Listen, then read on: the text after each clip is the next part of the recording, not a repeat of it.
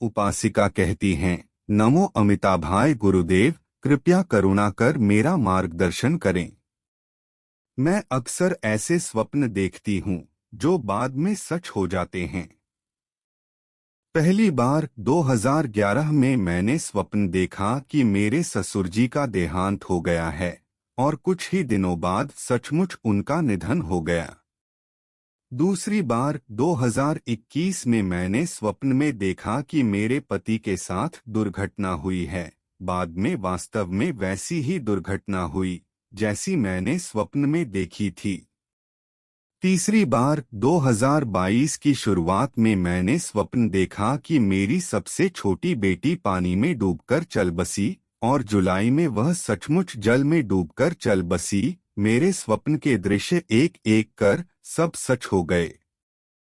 जब मैं अपनी सबसे छोटी बेटी को गर्भ में धारण किए हुए थी, उस समय भी मैंने किसी के डूबने का स्वप्न देखा था और उसी महीने के अंत में मुझे पता चला कि मैं गर्भवती हूँ।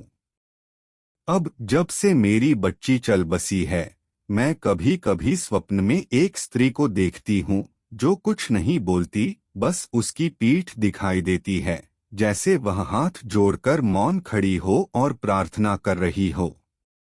गुरुदेव, मेरे ये स्वप्न बार बार सच क्यों हो जाते हैं? इनसे ऐसे वास्तविक परिणाम क्यों उत्पन्न होते हैं? कृपया मुझे समझाइए। नमो बुद्धाय। कुछ लोग ऐसे होते हैं जिन्होंने पिछले अनेक जन्मों में शुभ कर्म किए होते हैं।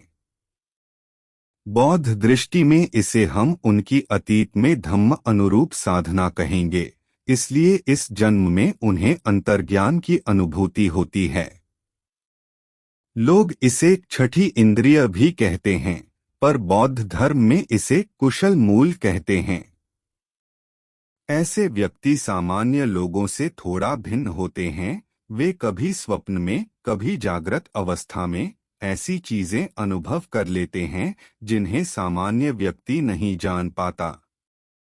इन उपासिका के साथ जो घट रहा है वह भी इसी प्रकार की अनुभूति है। स्वप्न में देखे हुए दृश्य बार बार यथार्थ बन रहे हैं।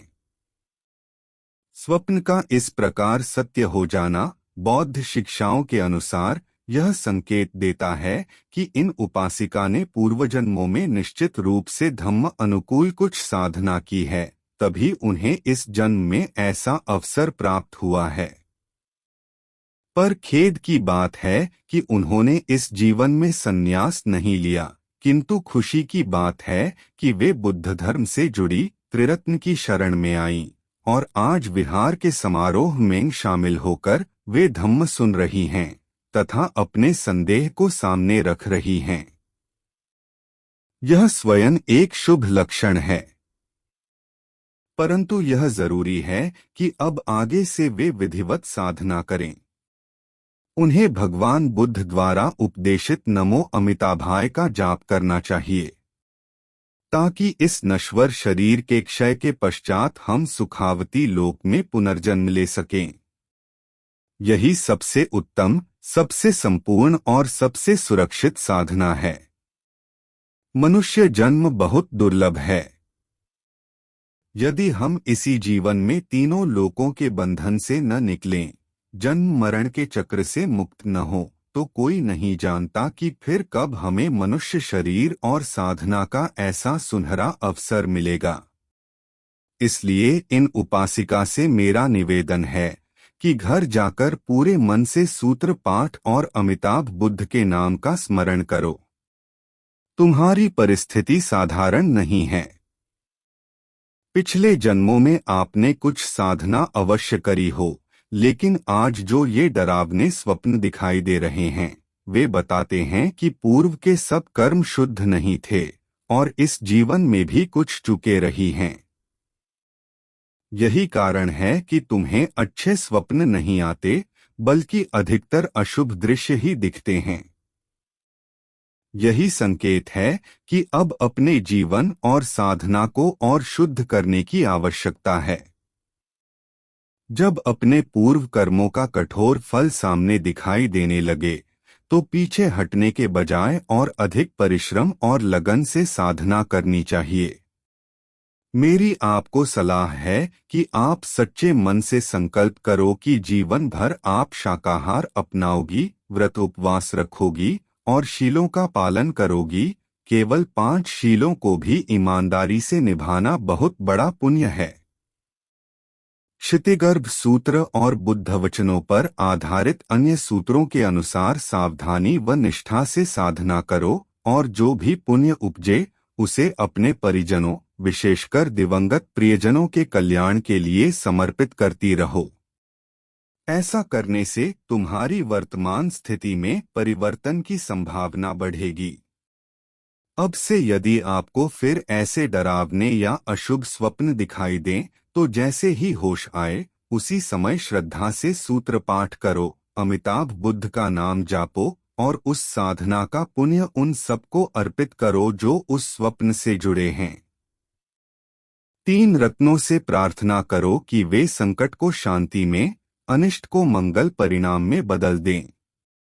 एकाग्र मन से जप और पाठ करते हुए बार बार पुण्य अर्पण करो।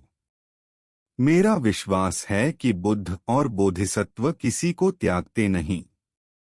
यदि तुम सचमुच इस स्थिति को बदलना चाहती हो और चाहती हो कि ऐसे स्वप्न आगे चलकर वास्तविक विपत्ति न बने, तो इसका सबसे श्रेष्ठ समाधान है नियमपूर्वक शाकाहार अपनाना, व्रत और शीलों का पालन, नियमित सूत्र पाठ, मंत्र जाप, बुद्ध जाप, दान पुण्य, सेवा पूजा और जहां संभव हो वहां प्राणियों की रक्षा जैसे सत्कर्म करना।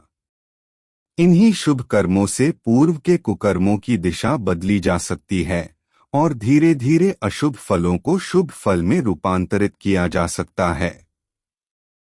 और यह सलाह केवल इन उपासिका के लिए ही नहीं, आज यहाँ उपस्थित सभी साधकों के लिए है। यदि आपको भी अशुभ या भयावह स्वप्न दिखाई दें तो उन्हें हल्के में न लें। सबसे पहले अपने कर्मों पर विचार करो, सच्चे मन से पश्चाताप करो और तुरंत यह संकल्प करो कि अब से और अधिक कुशल कर्म अपनाओगे, जैसे शाकाहार अपनाना, सूत्र पाठ और बुद्ध जाप आदि। कम से कम 7 दिन, 21 दिन, 49 दिन या 100 दिन तक निरंतर साधना कर अंत में उस समस्त पुण्य को सब प्राणियों और सभी जनों के कल्याण के लिए समर्पित करो।